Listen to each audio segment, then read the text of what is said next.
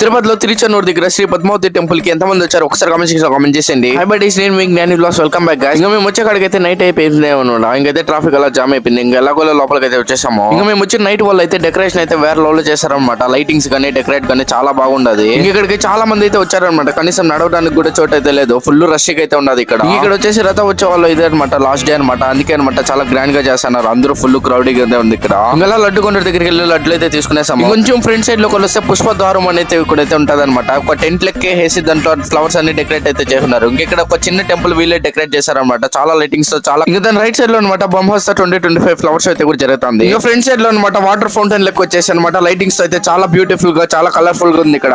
రాముడు ఇట్లా బాణం వేసినట్టు, ఆంజనేయ స్వామి ఇట్లా కొండెత్తుకొని వెళ్ళినట్టు రియలిస్టిక్ గా చేస్తున్నారు ఇక్కడ. ఇంకా పెద్ద రథాల మీద దేవుడు ఎలా కూర్చొని బాణం వేసినట్టు, ఇంకైతే పెద్ద గార్డెన్ తో ఇంకా చాలానే ఉన్నాయి. ఇంకా పెద్ద రాక్షసుడు బొమ్మ అనమాట. ఈ చిన్న షార్ట్ వీడియో అన్ని చెప్పలేమంట. అలాగే వెళ్లే ముందు ఫాలో అండ్ సబ్స్క్రైబ్ మర్చిపోకండి.